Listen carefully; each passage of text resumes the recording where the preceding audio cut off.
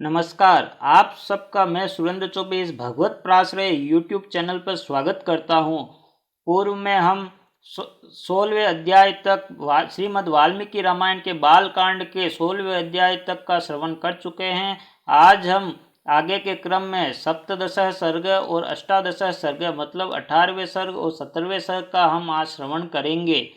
तो आज के इस वीडियो में भगवान श्री राम का जन्म भी होगा और विभिन्न जो वानर थे मुख्य व किन किन मुख्य देवताओं के स्वरूप थे और बाकी के भी वानर सभी देवताओं के स्वरूप थे, ये हम अभी इस वीडियो में ये सब जानेंगे। तो सप्तदशः सर्ग है। ब्रह्मा जी की प्रेरणा से जब भगवान विष्णु महामनस्वी राजा दशरथ के पुत्र भाव को प्राप्त हो गए, तब भगवान ब्रह्मा जी ने संपूर्ण देवताओं से इस प्रकार कहा, देवगण, भगवान विष्णु सत्य प्रतिज्ञ वीर और हम सब लोगों के हितैषी हैं। तुम लोग उनके सहायक रूप से ऐसे पुत्रों की सृष्टि करो जो बलवान, इच्छानुसार रूप धारण करने में समर्थ, माया जानने वाले, शूरवीर, वायु के समान वेगशाली, नीतिज्ञ, बुद्धिमान, विष्णु तुल्य पराक्रमी, किसी से परास्त न होने वाले, तरह तरह के उपायों के जानकार, दिव्य शरीरधारी तथा अमृत भोजी देवताओं के समान सब प्रकार की अस्त्र विद्या के गुणों से संपन्न हो। जब यहाँ भगवान विष्णु ने उनकी प्रार्थना मान ली और बोला कि मैं दशरथ जी के यहाँ पुत्र के रूप में प्रकट होऊंगा, तब ब्रह्मा जी ने सभी देवताओं को इस प्रकार से कहा है कि वे भी सभी वानरों के रूप में, रीछों के रूप में प्रकट हो। तो प्रधान अप्सराओं, गंधर्वों की स्त्रियों, यक्ष और नागों की कन्याओं, रीछों की स्त्रियों, विद्याधारियों, किन्नरियों तथा वानरियों के गर्भ से वानर रूप में अपने ही तुल्य पराक्रमी पुत्र उत्पन्न करो। मैंने पहले से ही ऋक्षराज जाम्बवान की सृष्टि कर रखी है। एक बार मैं जम्बई ले रहा था, उसी समय वह सहसा मेरे मुंह से प्रकट हो गया। तो यहाँ जो सबसे पहले जाम्बवान जी की जो सृष्टि हुई है वो ब्रह्मा जी कह रहे हैं मैंने कर दी है जाम्बवान जी की सृष्टि। जब मैं एक बार जम्बई ले रहा था तभी ये जाम्बवान जी उत्पन्न हो गए थे। भगवान ब्रह्मा जी के ऐसा कहने पर देवताओं ने उनकी आज्ञा स्वीकार की और वानर रूप में अनेक पुत्र उत्पन्न किए। महर्षि, ऋषि, सिद्ध, विद्याधर, नाग और चारणों ने भी वनों में विचरने वाले वानर भालुओं के रूप में वीर पुत्रों को जन्म दिया। देवराज इंद्र ने वानर राज बाली को पुत्र रूप में उत्पन्न किया, जो महेंद्र पर्वत के समान विशालकाय और बलिष्ठ था। और तपने वालों में श्रेष्ठ भगवान सूर्य ने सुग्रीव को जन्म दिया। बृहस्पति ने तार नामक महाकाय वानर को उत्पन्न किया, जो समस्त वानर सरदारों में परम बुद्धिमान और श्रेष्ठ था। तेजस्वी वानर गंधमादन कुबेर का पुत्र था। विश्वकर्मा ने नल नामक महान वानर को जन्म दिया। अग्नि के समान तेजस्वी श्रीमान नील साक्षात अग्निदेव का ही पुत्र था। वह पराक्रमी वानर तेज, यश और बल में वीर्य में सबसे बढ़कर था। रूप वैभव से संपन्न सुंदर रूप वाले दोनों अश्विनी कुमारों ने स्वयं ही मयंद और द्विविद को जन्म दिया था। वरुण ने सुषेण नामक वानर को उत्पन्न किया और महाबली पर्जन्य ने शरभ को जन्म दिया। हनुमान नाम वाले ऐश्वर्यशाली वानर वायु देवता के औरस पुत्र थे। उनका शरीर वज्र के समान सुदृढ़ था और वे तेज चलने में गरुड़ के समान थे।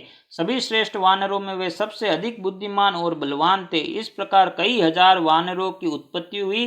वे सभी रावण का वध करने के लिए उद्यत रहते थे। उनके बल की कोई सीमा नहीं थी। वे वीर, पराक्रमी और इच्छा अनुसार रूप धारण करने वाले थे। गजराजों और पर्वतों के समान महाकाय तथा महाबली थे। रीछ, वानर तथा गोलांगुल जाति के वीर शीघ्र ही उत्पन्न हो गए। जिस देवता का जैसा रूप, वेश और पराक्रम था, उसमें उसी के समान पृथक पृथक पुत्र उत्पन्न हुआ। लंगूरों में जो देवता उत्पन्न हुए वे देवावस्था की अपेक्षा भी कुछ अधिक पराक्रमी थे।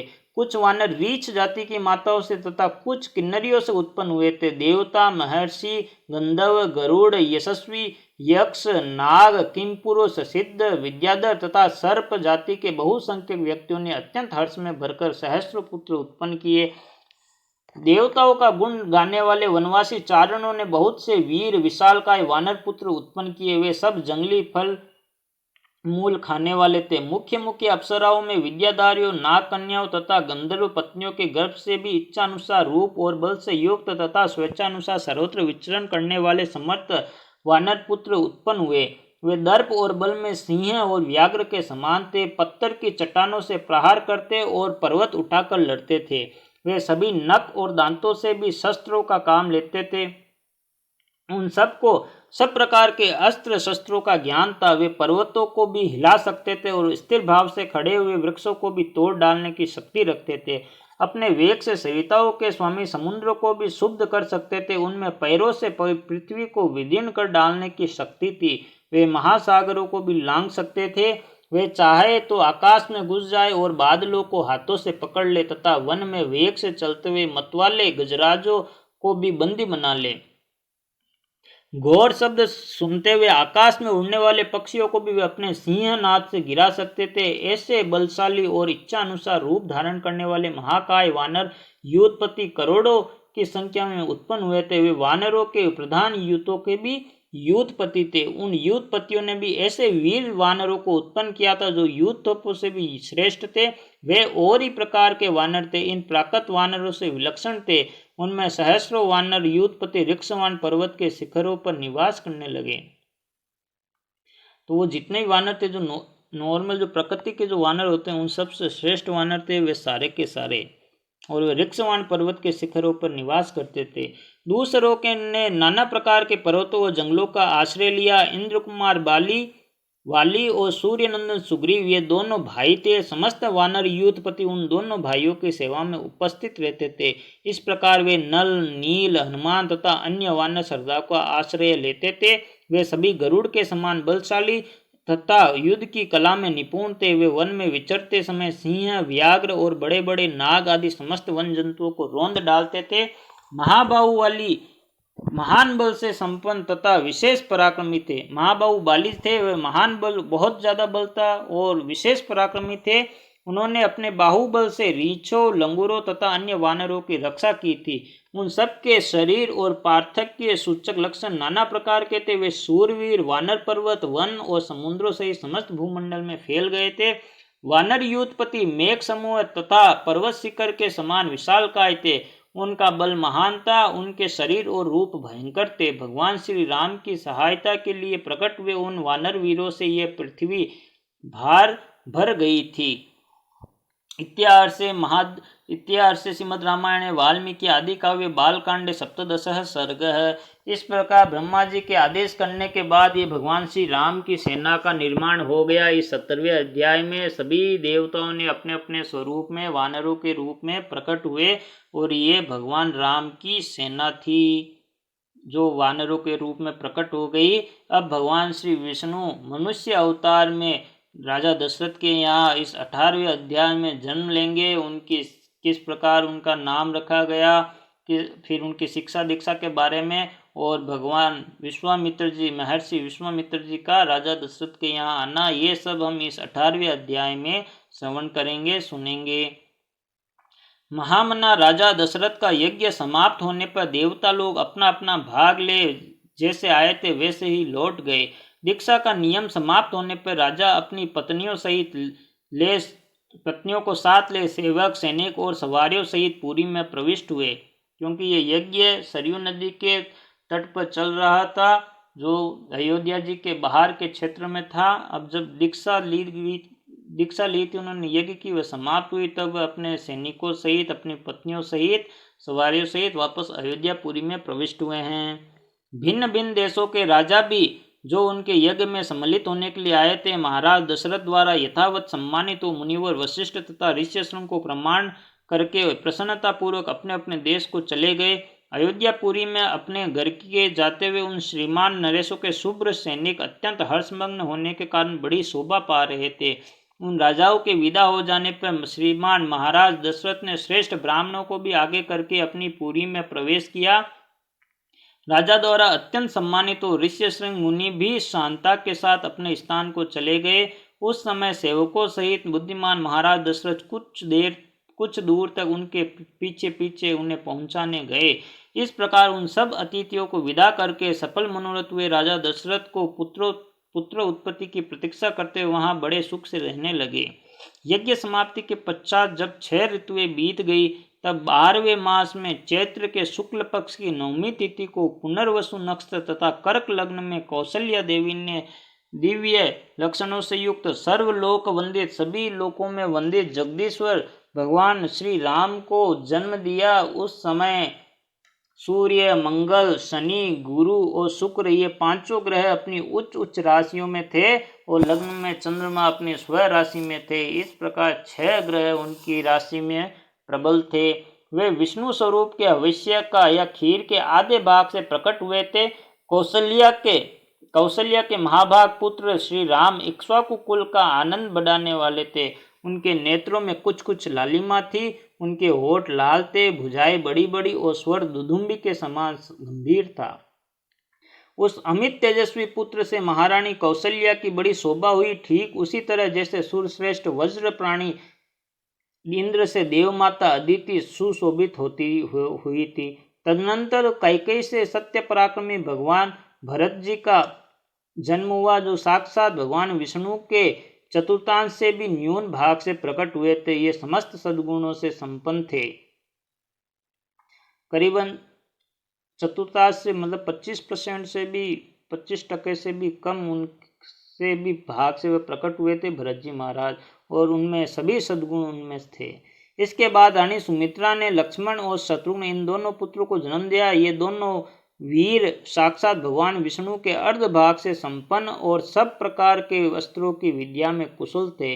भरत सदा प्रसन्नचित्त रहते थे। उनका जन्म पुष्य नक्षत्र तथा मीन लग्न में हुआ था। सुमित्रा के दोनों पुत्र आश्लेषा नक्षत्र तथा कर्क लग्न में उत्पन्न हुए थे। उस समय सूर्य अपने उच्च स्थान में विराजमान थे। राजा दशरथ के ये चारों महामनस्वी पुत्र पृथक पृथक गुणों से संपन्न और सुंदर थे।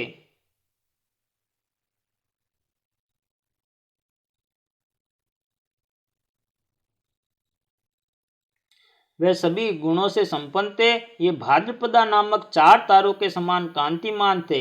ये जो चारों पुत्र थे ये भाद्रपद नक्षत्र के 2 स्वरूप है, पूर्व भाद्रपद और उत्तर भाद्रपद, और इन दोनों स्वरूपों में 2-2 तारे हैं और ये पूरे भाद्रपद नक्षत्र को मिला के 4 तारे होते हैं। तो ये दशरथ जी के उन 4 तारों, दशरथ जी के वहाँ ये 4 तारों के समान, जैसे भाद्रपद के 4 तारे दिखाई देते हैं उसी प्रकार ये 4 तारों के समान दिखाई देते थे। इनके जन्म के समय गंधर्वों ने मधुर गीत गाए, अप्सराओं ने नृत्य किया, देवताओं की दुदुम्बियां बजने लगी तथा आकाशों से फूलों की वर्षा होने लगी। क्योंकि भगवान स्वयं परमात्मा जगदीश्वर स्वयं प्रकट हुए हैं तो सभी जगह खुशियां ही छा गई। अयोध्या में बहुत बड़ा उत्सव हुआ। ऐसा मानो जैसे वहीं वैंकुट की सारी संपत्ति, ईश्वर की संपत्ति वहीं आ गई हो, वही सब आनंद वहाँ होने लगा। अयोध्या में बहुत बड़ा उत्सव हुआ। मनुष्यों की भारी भीड़ एकत्र हुई। गलियां और सड़कें लोगों से खचाखच भर गई। बहुत से नट और नर्तक वहां अपनी कलाएं दिखा रहे थे। बहुत सारी खुशियां आ गई थी अयोध्या जी में।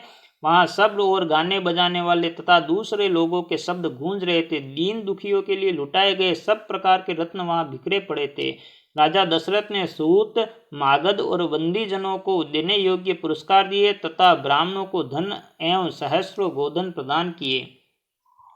11 दिन बीतने पर महाराज ने बालकों का नामकरण संस्कार किया। उस समय महर्षि वशिष्ठ ने प्रसन्नता के साथ सबके नाम रखे। उन्होंने ज्येष्ठ पुत्र का नाम राम रखा।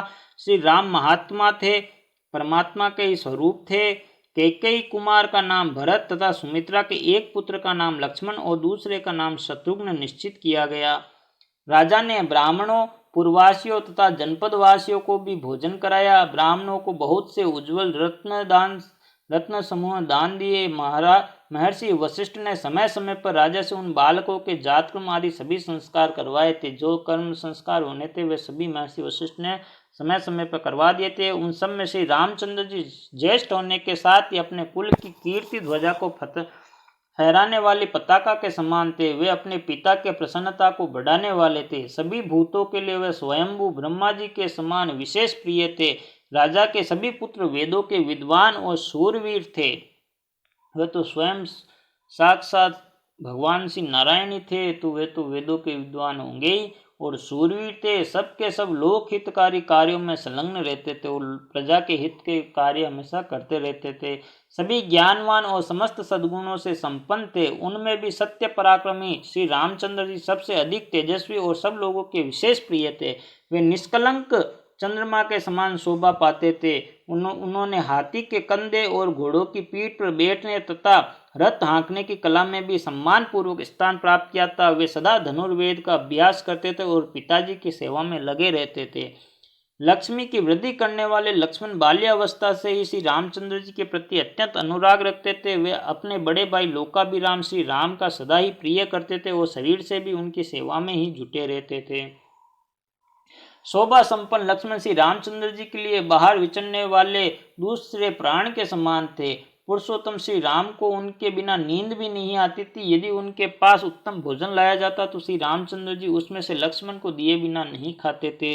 दोनों भाइयों में बहुत प्रेम था। तो जिस प्रकार लक्ष्मण जी प्रेम करते थे उसी प्रकार भगवान श्री राम भी लक्ष्मण जी से प्रेम करते थे। जब श्री रामचंद्र जी घोड़े पर चढ़कर शिकार खेलने जाते थे उस समय लक्ष्मण धनुष लेकर उनके शरीर की रक्षा करते हुए पीछे पीछे जाते थे। इसी प्रकार लक्ष्मण के छोटे भाई शत्रुघ्न भरत जी को प्राणों से भी अधिक प्रिय थे और वे भी भरत जी को सदा प्राणों से भी अधिक प्रिय मानते थे। इन 4 महान भाग्यशाली प्रिय पुत्रों से राजा दशरथ को बड़ी प्रसन्नता प्राप्त होती थी। ठीक वैसे ही जैसे 4 देवताओं दिक्पालों से ब्रह्मा जी को प्रसन्नता होती है। वे सब बालक जब समझदार हुए तब समस्त सद्गुणों से संपन्न हो गए। वे सभी लज्जाशील, यशस्वी, सर्वज्ञ और दूरदर्शी थे। ऐसे प्रभावशाली और अत्यंत तेजस्वी उन सभी पुत्रों की प्राप्ति से राजा दशरथ लोकेश्वर ब्रह्मा जी की भांति बहुत प्रसन्न थे। वे पुरुष सिंह राजकुमार प्रतिदिन वेदों के स्वाध्याय, पिता की सेवा तथा धनुर्वेद के अभ्यास में दत्तचित्त रहते थे। एक दिन धर्मात्मा राजा दशरथ पुरोहित बंधु बांधवों के साथ बैठकर पुत्रों के विवाह के विषय में विचार कर रहे थे। मंत्रियों के बीच में विचार करते हुए उन महात्मा नरेश के साथ यहाँ महातेजस्वी महामुनि विश्वामित्र जी पधार गए और वे राजा से मिलना चाहते थे। उन्होंने द्वारपालों से कहा, तुम लोग शीघ्र ही जाकर महाराज को ये सूचना दो कि कुशिक वंशी गादीपुत्र विश्वामित्र यहाँ आए हैं। उनकी यह बात सुनकर वे द्वारपाल दौड़े हुए राजा के दरबार में गए। वे सब विश्वामित्र के उस वाक्य से प्रेरित होकर मन ही मन घबराए हुए थे। राजा के दरबार में पहुंचकर उन्होंने इक्ष्वाकु कुल नंदन अवध नरेश से कहा, महाराज महर्षि विश्वामित्र पधारे हैं। उनकी वह बात सुनकर राजा सावधान हो गए कि अरे आज महर्षि विश्वामित्र जी किस प्रकार आए हैं। उन्होंने पुरोहितों को साथ लेकर बड़े हर्ष के साथ उनकी अगवानी की, मानो देवराज इंद्र ब्रह्मा जी का स्वागत कर रहे हो। विश्वामित्र जी कठोर व्रत का पालन करने वाले तपस्वी थे। वे अपने तेज से प्रज्वलित हो रहे थे। उनका अलग ही आभा मंडल था। उनका दर्शन करके राजा का मुख प्रसन्नता से खिल उठा और उन्होंने महर्षि को अर्घ्य निवेदन किया। राजा का वह अर्घ्य शास्त्रीय विधि के अनुसार स्वीकार करके महर्षि ने उनसे कुशल मंगल पूछा। धर्मात्मा विश्वामित्र ने क्रमशः राजा के नगर, खजाना, राज्य, बंधु बांधव तथा मित्र वर्ग आदि के विषय में कुशल प्रश्न किया। राजन, आपके राज्य की सीमा के निकट रहने वाले शत्रु राजा आपके समक्ष नतमस्तक तो है। आपने उन पर विजय तो प्राप्त की है ना। आपके यज्ञ, याग आदि देव कर्म और अतिथि सत्कार आदि मनुष्य कर्म तो अच्छी तरह से संपन्न होते हैं ना। इसके बाद महाभाग मुनिवर विश्वामित्र ने वशिष्ठ तथा अन्य ऋषियों से मिलकर उन सब का यथावत कुशल समाचार पूछा। पहले उन्होंने दशरथ जी का समाचार पूछा, फिर दूसरे ऋषियों का समाचार पूछा और फिर वे सब लोग प्रसन्नचित्त होकर राजा के दरबार में गए और उनके द्वारा पूजित तो यथा योग्य आसनों पर बैठ गए। तदनंतर प्रसन्नचित्त परम उदार राजा दशरथ ने पुलकित होकर महामुनि विश्वामित्र की प्रशंसा करते हुए कहा। अब किस प्रकार प्रशंसा कर रहे हैं कि महामुने, जैसे किसी मरण धर्मा मनुष्य को अमृत की प्राप्ति हो जाए, मतलब जो मरने की कगार पे हो उसे अमृत की प्राप्ति हो जाए, निर्जल प्रदेश में पानी बरस जाए, जहाँ निर्जल प्रदेश जहाँ पानी नहीं हो वहाँ पानी बरस जाए, और किसी संतानहीन को अपने अनुरूप पत्नी के गर्भ से पुत्र प्राप्त हो जाए और खोई हुई निधि मिल जाए और किसी का घुमा हुआ खजाना मिल जाए तथा किसी महान उत्सव से हर्ष का उदय हो, तो उसी प्रकार यहाँ आपका शुभागमन हुआ। तो इन सब के होने पर जिस प्रकार मन को प्रसन्नता मिलती है, खुशी मिलती है, तो उसी प्रकार जब विश्वामित्र जी आए हैं तो उसी प्रकार का खुशी महाराज दशरथ को हुई है। ऐसा मैं मानता हूँ। आगे वे कहते हैं कि ऐसा मैं मानता हूँ। आपका स्वागत है। आपके मन में कौन सी उत्तम कामना है जिसकी मैं हर्ष के साथ पूर्ण करूं? ब्राह्मण, आप मुझसे सब प्रकार की सेवा लेने के लिए योग्य उत्तम पात्र है। मानद, मेरा अहोभाग्य है जो आपने यहाँ तक पधारने का कष्ट उठाया है। आज मेरा जन्म सफल और जीवन धन्य हो गया है। मेरी बीती हुई रात सुंदर प्रभात दे गई है, जिससे मैंने आज आप ब्राह्मण शिरोमणि का दर्शन किया है। पूर्व काल में आप राज ऋषि शब्द से उपलक्षित होते थे और फिर तपस्या से अपनी अद्भुत प्रभा को प्रकाशित करते हुए आपने ब्रह्मर्षि का पद पाया है। अतः आप राज ऋषि और ब्रह्मर्षि दोनों ही रूपों में मेरे पूजनीय हैं। यहाँ पे पहले विश्वामित्र जी क्षत्रिय कुल से थे और बाद में उन्होंने बहुत कठोर तपस्या की और भगवान से उन्होंने ब्राह्मण होने का वरदान प्राप्त पाया। इसकी कथा आगे आएगी, जहाँ हम अगले आने वाले क्रम में सुनेंगे।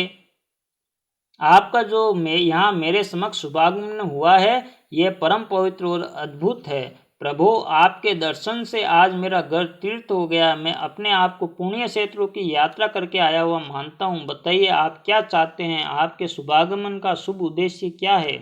उत्तम व्रत का पालन करने वाले महर्षि, मैं चाहता हूँ कि आपकी कृपा से अनुग्रहित होकर आपके अभीष्ट मनोरथ को जान लो और अपने अभ्युदय के लिए उसकी पूर्ति करूँ। कार्य सिद्ध होगा या नहीं, ऐसे संशय को अपने मन में स्थान न दीजिए। आप जो भी आज्ञा देंगे मैं उसका पूर्ण रूप से पालन करूंगा, क्योंकि सम्माननीय अतिथि होने के नाते आप मुझ गृहस्थ के लिए देवता है। ब्राह्मण, आज आपके आगमन से मुझे संपूर्ण धर्मों का उत्तम फल प्राप्त हो गया है। यह मेरे महान अभ्युदय का अवसर आया है। मनस्वी नरेश के कहे हुए ये विनय युक्त वचन, जो हृदय और कानों को सुख देने वाले थे, सुनकर विख्यात गुण और यश वाले सम दम आदि सद्गुणों से संपन्न महर्षि विश्वामित्र बहुत प्रसन्न हुए। इत्यार्थ श्रीमद् रामायण वाल्मीकि आदि काव्य बालकांडे अष्टादश सर्ग। इस प्रकार ये 18वां सर्ग अध्याय भी समाप्त हुआ। तो आप सभी मेरे इस चैनल को लाइक करें, शेयर करें और सब्सक्राइब करें, और पास में एक छोटी सी सब्सक्राइब करने के बाद छोटी सी घंटी का निशान भी दिखाई देता होगा, उसे भी दबाइए। आपका बहुत बहुत धन्यवाद। श्री राम जय जय राम।